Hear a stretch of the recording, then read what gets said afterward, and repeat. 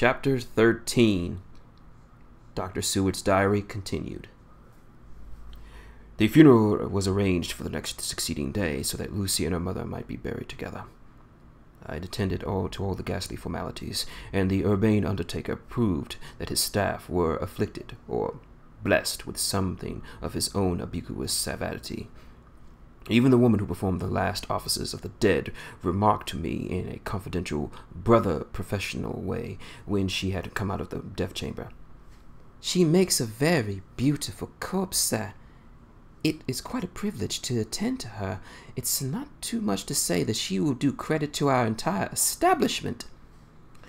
I noticed that Van Helsing never kept very far away. This was possible because of the disordered state of things in the household. There were no relatives at hand, and as Arthur had to be back the next day to attend his own father's funeral, we were unable to notify any who would have been bidden.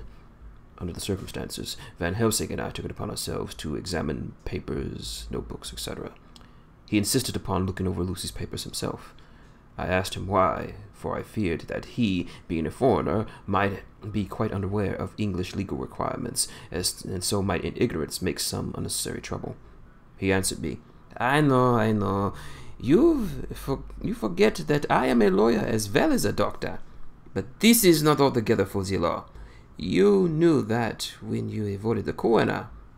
I have more than him to avoid. There may be papers more, such as these." As he spoke, he took from his breast pocket the memorandum which had been in Lucy's breast, and which she had torn in her sleep.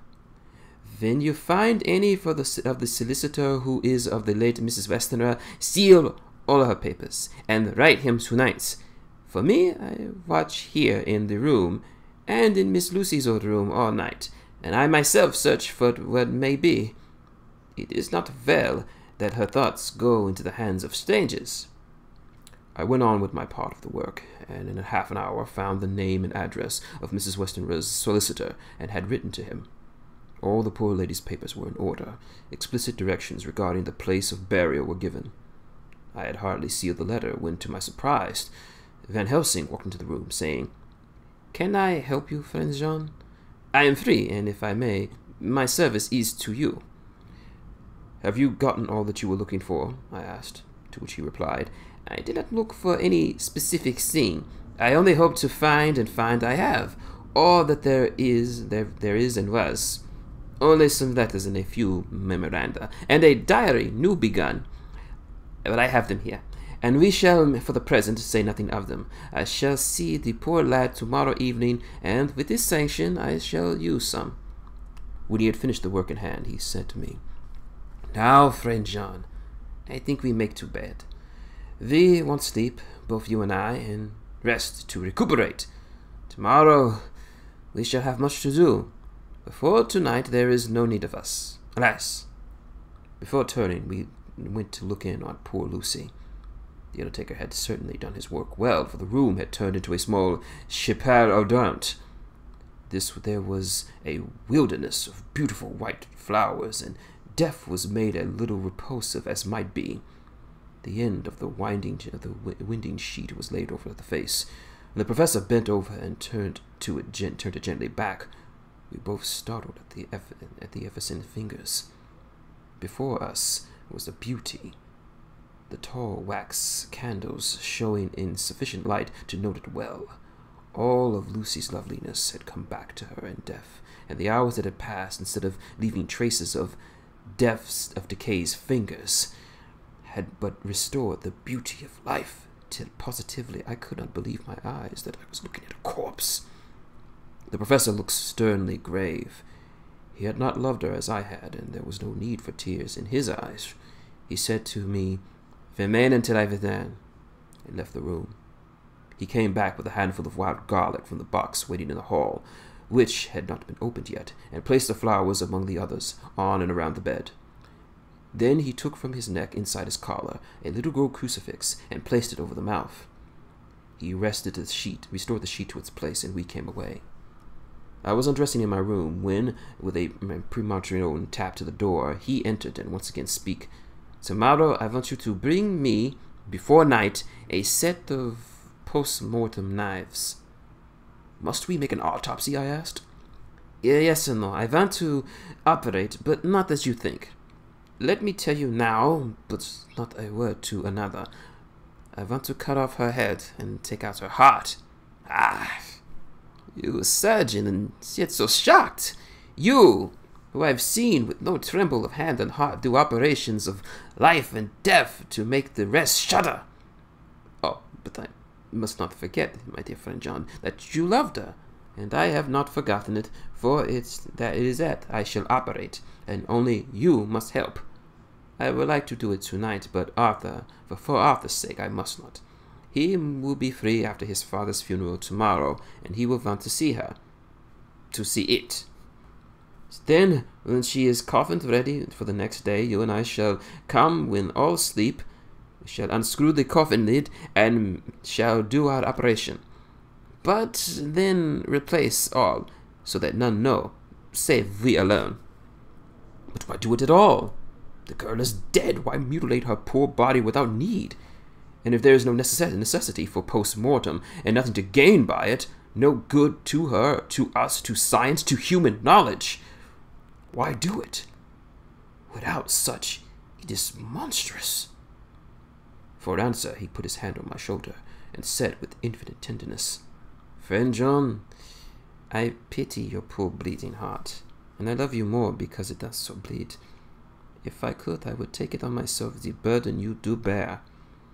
But there are things that you know not, but you shall know, and bless me for knowing, though they are not pleasant things, John, my child.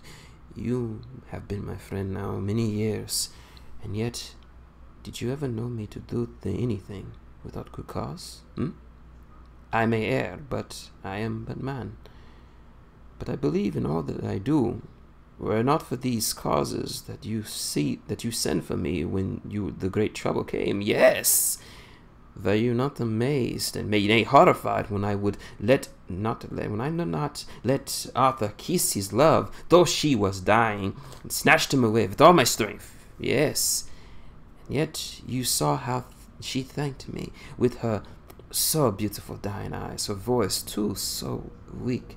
And she kissed my rough old man hand and blessed me? Yes. And did you hear me swear a promise to her, so that she closed her eyes grateful? Yes. Well, I have good reason for now all that I do. You have for many years trust me.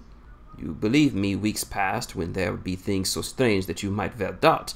Believe me yet a little, friend John. If you trust me not, then I must tell you what I think, and if that happens, perhaps not very well.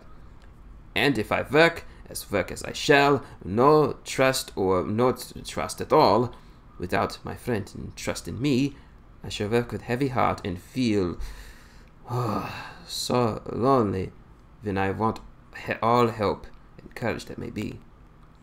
He paused for a moment and went solemnly on. Friend John, there are strange and terrible days before us. Let us not be too but one on this matter, so that we may work to a good end. Will you not have faith in me? I took his hand and promised him.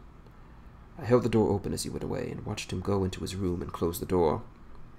As I stood without moving, I saw one of the maids pass silently along the passage.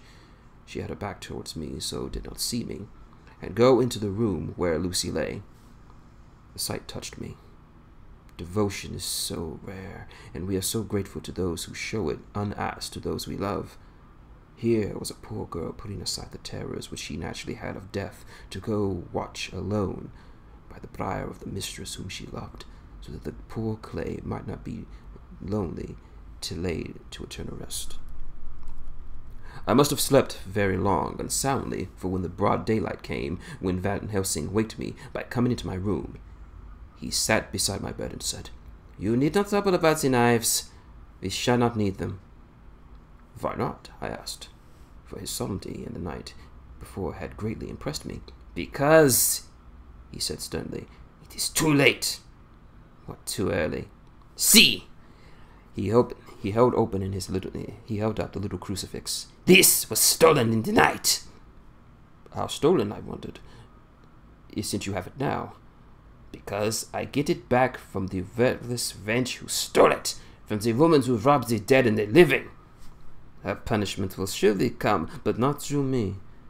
She knew not altogether what she did, and thus unknowingly. She only stole.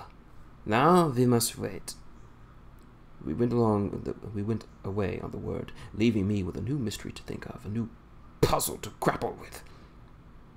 The forenoon was a dreary time, but at noon the solicitor came, and Mr. Marquand, of Holman, Sons, Marquand, and Linderdale. He was very genial and appreciative of what we had done, and took our hands all care as to details. During lunch he told us that Mrs. Westenra had for some time expected sudden death from the heart, and put all of her matters in absolute order. He informed us that, with the exception of a certain entitled property of Lucy's father, which was now in default of direct issue, went back to a distant branch of the family, the whole estate, real and personal, was left absolutely to Arthur Holmwood. When he told us so much, he went on, frankly, we did our best to prevent such a testamentarial disposition, and pointed out certain contingencies that might leave her daughter either penniless or not so free as she should be acted to regarding a matrimonial alliance. And indeed, we pressed the matter so far we almost came into collision, for she asked us if we were or were not prepared to carry out her wishes. Of course, we had then no alternative but to accept. We were right in principle, and 99 times out of 100 we should have proved by the logic of events the accuracy of our judgment. Frankly, however, I must admit that in this case any form of disposition would have rendered impossible the carrying out of her wishes. For by her proceeding, her daughter, the latter, would have come into the possession of the property, and even had she only survived her mother by 5 minutes, her property would, in the case that there is no will, and a will was a practical impossibility in a case, have possession of the property, and have been treated as her deceased under the intestacy, in which Lord Godalming would, so a dear friend, would have no claim in this world, and the inheritors, being remote as we are, would not have likely abandoned their just rights. For sentimental reasons regarding an entire stranger, I assure you, my dear sirs, I am rejoiced at the result. Perfectly rejoiced. He was a good fellow, but his rejoicing at this one little part, in which he was officially interested, of so great a tragedy, was an object lesson in the limitations of sympathetic understanding. He did not remain long, but said that he would look in later in the day, and Lord Godalming, his coming, however, was a certain comfort to us, since it assured us that we would not have to dread hostile criticism for any of our acts. Arthur was expected at 5 o'clock, so a little before that time we visited the death chamber. It was so in very truth, for now both mother and daughter lay in it. The undertaker, true to his craft, had made the best display as he could with his goods, and there was a mortuary air of the place that lowered our spirits at once. Van Helsing ordered the former arrangement to be adhered to, explaining that, as Lord Godalming was coming very soon, it would be less harrowing to his feelings to see all that was left of his fiancée quite alone. The undertaker seemed shocked at his own stupidity, and exerted himself in restoring things into the position in which we had left them the night before, so that when Arthur came, such shocks of his feelings we could avoid were saved. The poor fellow! He looked desperately sad and broken. Even his stalwart manhood seemed to have shrunk somewhat under the strain of his much-tried emotions. He had, I knew, been very genuinely and devotedly attached to his father, and to lose him, and at such a set time, was a bitter blow to him. With me he was warm as ever, and to Van Helsing he was sweetly courteous, but I could not help seeing that there was some constraint with him. The professor noticed too, and motioned me to bring him upstairs. I did so, and left him at the door of the room, as I felt he would quite be alone with her. But he took my arm and led me in, saying huskily, "You loved her too, old fellow. She told me all about it, and there was no friend had a closer place in her heart than you. I don't know how to thank you for all that you have done for her. I can't yet think." He suddenly broke down, and threw his arms around my shoulders and lay his head on my breast, crying, "Jack, Jack, what shall I do? The whole of life seems to have gone from me all at once, and there is nothing in the whole wide world for me to live for." I comforted him as well as I could. In such cases, men do not need much expression. A grip of the hand, a tightening of an arm over the shoulder, a sob in unison are expressions of sympathy dear to any man's heart. I stood still and silent till his sobs died away. Then I said softly to him, "Come and look at her." Together we moved over to the bed, and I lifted the lawn over her face. My God, how beautiful she was! Every hour seemed to be enhancing her loveliness. It frightened and amazed me somewhat, and as for Arthur, he fell a-trembling, and finally was shaken with doubt as with an ague. At last, after a long pause, he said to me in a faint whisper, "Jack, is she really dead?" I assured him sadly that it was so, and went on to suggest, for I felt that such a horrible doubt would not have life for a moment longer than I could hope, that often happened after the deaf faces become softened and even resolved in their youthful beauty, that this was especially when the death had preceded was by any acute or prolonged suffering.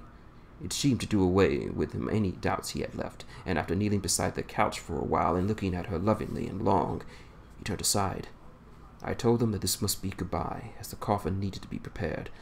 So he went back and took her dead hand in his and kissed it, and bent over and kissed her forehead.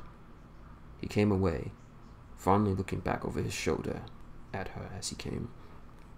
I left the drawing room and told Van Helsing that he had said goodbye, so the latter went to the kitchen to tell the undertaker's men to proceed with the preparations and to screw up the coffin.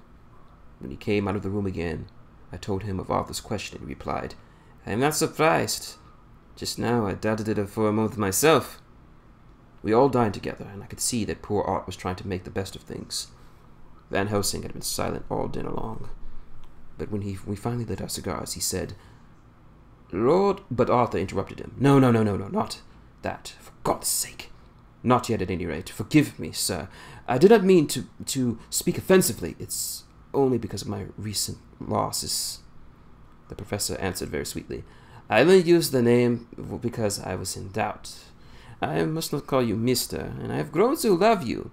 Yes, my dear boy, to love you as Arthur." Arthur held out his hand and took the old man's warmly. "Call me whatever you will," he said.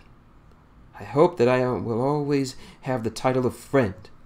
Let me say I am at a loss for words to thank you for your goodness to my poor dear." He paused for a moment and went on. "I know that she understood your goodness even better than I do, and if I was rude or in any way wanting at the time you acted so, you remember—" The professor nodded. "You must forgive me." He answered with grave kindness, "I know it is very hard for you to quite trust me then, for to trust such violence needs to understand, and take it that you cannot trust me now, for you do not yet understand. But there are more times when I shall want you to trust me when you cannot, and may not, and you must not understand yet. But the time will come when your trust shall be whole and complete in me, and you shall understand that all things do the sunlight himself shone through, and that you shall bless me from the first to the last for your own sake, and for the sake of others, and for her dear sake, for whom I've sworn to protect." "And indeed, sir," said Arthur warmly, I shall in all ways trust you. I know and believe in your noble heart, and you are Jack's friend, and you were hers. You shall do whatever you like." The professor cleared his throat a couple of times, though as to speak, and finally said, "May I ask something of you now?" "Certainly." "You know that Mrs. Westenra left all her property to you?" "No, poor dear. I never thought of it." "And as it is all yours, you have a right to deal with it as you will. I want you to give me permission to read all of Miss Lucy's papers and letters. Believe me, this is no idle curiosity. I have a motive for which, be sure, she would have approved. I have all of them here. I took them before we all knew all of this was yours, so no strange hands might touch them. No strange eyes look upon words into her soul. I shall keep them, if I may. Even you may not have seen them yet, but I shall keep them safe. No word shall be lost, and in good time I shall give them back to you. It is a hard thing of this I ask, but you will do it, will you not? For Lucy's sake? Arthur spoke out heartily, like his old self. Dr. Van Helsing, you may do what you will. I feel in saying that I am doing what my dear one would have approved of. I shall not trouble you with questions until the time comes. The old professor stood up solemnly. And you are right. There will be pain for us all. But it will not be all pain, nor will this pain be the last. We and you, too. You, most of all, my dear boy, will have to pass through the bitter waters before we reach the sweet. But we must be brave of heart and unselfish and do our duty, and all will be well. I slept on a couch in Arthur's room that night. Van Helsing did not go to bed at all. He went to and fro, as if patrolling the house, and was never out of sight of the room where Lucy lay in her coffin, strewn with the wild garlic flowers which sent, through the odor of lily and rose, a heavy, overpowering smell into the night. Mina Harker's journal. 2nd September. In the train to Exeter, Jonathan is sleeping. It only seems yesterday that the last entry was made, and yet how much in between then in Whitby and all the world before me. Jonathan away, and no news of him. And now, married to Jonathan. Jonathan a solicitor, a partner, rich, master of his business. Mr. Hawkins dead and buried. And Jonathan with another attack that may harm him. Some day I may ask him about it. Down it all goes. I'm rusty in my shorthand. See what expected prosperity does for us, so it may as well to freshen it up again with an exercise anyhow. The service was simple and very solemn. There were only ourselves and the servants there, one or two old friends of his from Exeter, his London agent, and a gentleman representing Sir John Paxton, the president of the Incorporated Law Society. Jonathan and I stood hand in hand, and we felt our best and dearest friend was gone from us. We came back to town quietly, taking a bus to Hyde Park Corner. Jonathan thought it would interest me to go into the Row for a while, so we sat down. But there were very few people there, and it was a sad-looking and desolate place to see so many empty chairs. It made us think of the empty chair at home. So we got up and walked to Piccadilly. Jonathan was holding me by the arm, the way Lai used to do in the old days before I went to school. I felt it improper, for you can't go on for some years teaching etiquette and decorum to other girls without the pedantry of it biting into yourself a bit. But it was Jonathan, and he was my husband, and we do not know if anybody saw us, and we didn't really care if they did. So on we walked. I was looking at a very beautiful young girl with a big cartwheel hat sitting in a Victorian outside Guillermo's, when I suddenly felt John clutch my arm so tight that he hurt me, and he said under his breath, "My God." I was always anxious about Jonathan, for I fear some nervous fit may upset him again, so I turned to him quickly and asked him what it was that disturbed him so.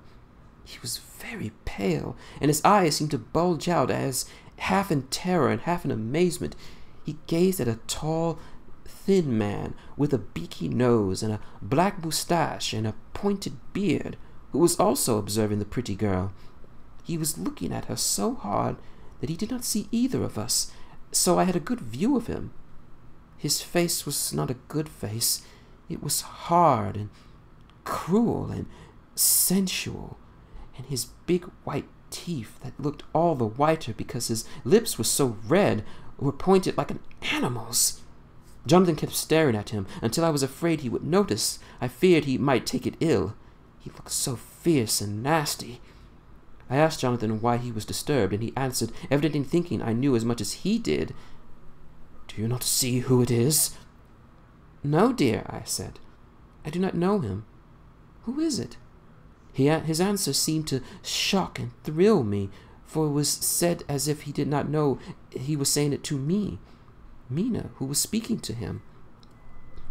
"It is the man himself," The poor dear was evidently terrified at something, very greatly terrified. I do believe that he had not had to lean on me to support him. He would have sunk down. He kept staring. A man came out of the shop with a small parcel and gave it to the lady, who then drove off. The dark man kept his eyes fixated on her, and when the carriage moved up Piccadilly, he followed in the same direction and halted at Hampstead. Jonathan kept looking at the man and said as if to himself, "I believe it is the Count, but he has grown so young. My God, if this be so! Oh, my God! If I only knew! If I only knew!" He was distressing himself so much that I feared to keep his mind on the subject by asking him questions, so I remained silent. I drew him away quietly, and he, holding my arm, came easily. We walked a little further, and when we went in and sat in for a bit in the Green Park, it was a hot day for autumn, and there was a comfortable seat in a shady place. After a few minutes staring at nothing, Jonathan closed his eyes, and he went quietly to sleep, with his head on my shoulder. I thought it would be the best thing for him, so I did not disturb him.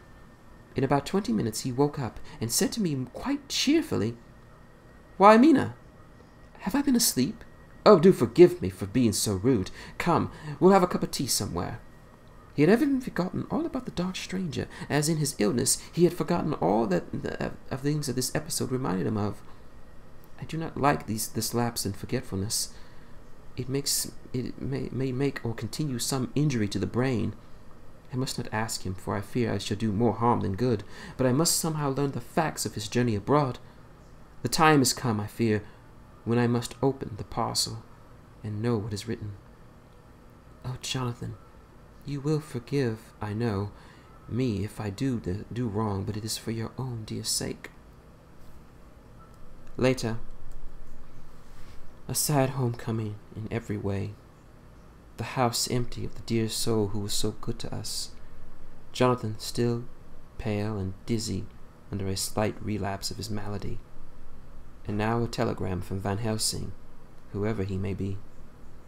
"You will be grieved to hear that Mrs. Westenra died 5 days ago, and that Lucy died the day before yesterday. They were both buried today." Oh, what a wealth of sorrow in so few words. Poor Mrs. Westenra, poor Lucy, gone, never to return to us, and poor Arthur, who have lost such sweetness out of his life. God help us to bear our troubles. Dr. Seward's Diary, 22nd September. It's all over. Arthur has gone back to Rink, and has taken Quincy Morris with him. What a fine fellow Quincy is. I believe in my heart of hearts that he has suffered as much about Lucy's death as any of us, but he bore himself through it like a moral Viking. If America can go on breeding like men like him, she will be a power in the world indeed. Van Helsing is lying down, having a rest preparatory for his journey. He goes to Amsterdam tonight, but says he will return tomorrow night. That only he wants to make some arrangements which he can be made personally. He is to stop with me, then, if he can. He says he has work to do in London, which may take him some time. Poor old fellow. I fear the strain of this past week has broken down even his iron strength. All the time of the burial he was, I could see, putting some terrible restraint on himself. When it was all over, we were standing beside Arthur, who, poor fellow, was speaking of his part in the operation where his blood had been transfused into Lucy's veins. I could see Van Helsing's face grow white and purple at turns. Arthur was saying that he had felt since then that as if the two had been really married, and that she was his wife in the sight of God. None of us could say a word of the other operations, and none of us ever shall. Arthur and Quincy went away together to the station, and Van Helsing and I came on here. The moment we were alone in the carriage, he gave way to a regular fit of hysterics. He has denied to me since that it was hysterics, and insisted that it was only his sense of humor and asserting itself under the terrible conditions. He laughed until he cried, and I had to draw down the blind shades lest one see us and misjudge. Then he cried till he laughed again, and laughed and cried all together, as just a woman does. I tried to be stern with him, as one is to a woman under the circumstances, but it had no effect. Men and women are so different creatures in manifestations of nervous strength or weakness. As when his face grew grave and stern again, I asked him why his mirth and why at such a time. His reply was in a way characteristic of him, for it was logical and forceful and mysterious at the same time. He said, "Ah, that you do not comprehend, friend John. Do not think that I am not sad, though I laugh. See, I have cried when when the laugh did choke me, but no more did I think I am sorry when I cry. For the laugh, he come just the same. Keep it always with you, that laugh, who will knock at your door and say, 'May I come in?' He's not the true laughter, no, he is a king, and he come when and how he like. He asks no person, he choose no time of suitability. He say, 'I am here.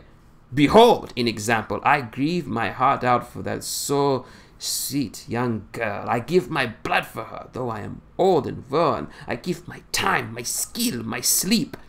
I let my other sufferers want so that she may have all, and yet I can laugh at her very grave, laugh when the clay of the spade of the sexton drop onto her coffin and say thud, thud to my heart, till it send back the blood to my cheeks, my heart blood. My heart bleeds for that poor boy, that dear boy, so of the age of my own boy, had I been so blessed that he lived, and with his hair and eyes the same. There, you know now why I love him so. And yet, when he says things that touch my husband's heart to the quick, and make his father heart yearn to hear him, that no other man, not even for you, friend John, for we are more a level of experiences than father and son. Yet even at such a moment, King Laugh, he come to me and shout and bellow in my ear, 'Here I am,' till the blood come dance back and bring some of the sunshine he carried with him to my cheek. Oh, friend John, this is strange world, a sad world, a world full of miseries and woes and troubles, and yet when King Laugh come, he make them all dance to the tune he play. Bleeding hearts and dry bones in the court of the churchyard, and tears that burn as they fall, all dance together to the music that he make with the smileless mouth of him. And believe me, friend John, that he is good to come and kind. We men and women are like ropes drawn tight with strain that pull us different ways. Then tears come, and like the reins on the ropes, they brace us up, until perhaps the strain become too great and we break. Then King Laugh, he come like the sunshine, and he ease off the strain again, and we bear to go on with our labor, whatever it may be. I did not like to wound him by pretending to not see his idea, but as I did not understand the cause of his laughter, I asked him. He answered me, his face grew stern, and said in a quite different tone, "Oh, it was the grim irony of it all. The so lovely lady garland and flowers that looks so fair as life, till one by one she wondered if she truly dead. She lay in there, that so fine marble house, in that lonely churchyard where rest so many of her kin, lay there with the mother who loved her, and whom she loved, and that sacred bell going toll, toll, toll, so sad and low, and those holy men with their white garments of the angels pretending to read books, and yet at all the same time their eyes never on the page, and all of us with our heads bowed, and all for what? She is dead. So? Is that not?" "Well, for the life of me, Professor," I said, "I cannot see anything to laugh about at all. Why, your explanation makes it harder to puzzle than before.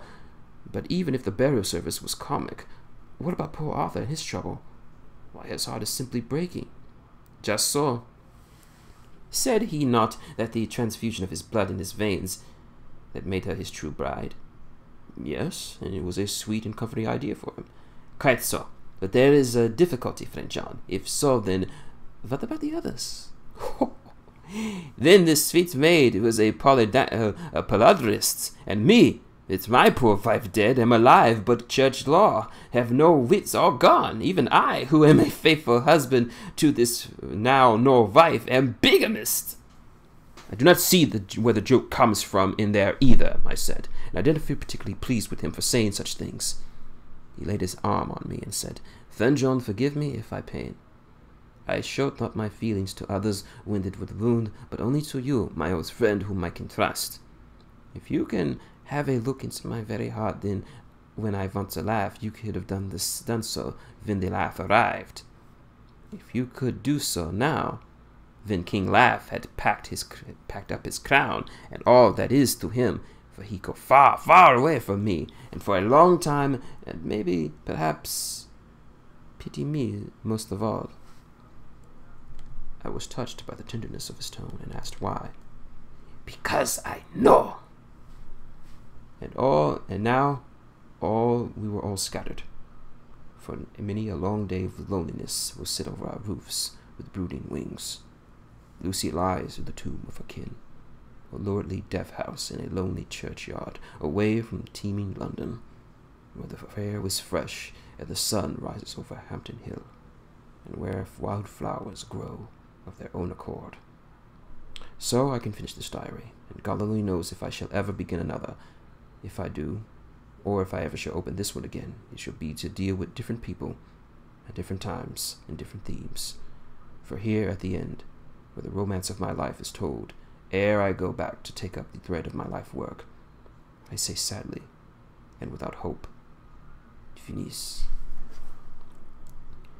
The Westminster Gazette, 25th September, a Hampstead mystery.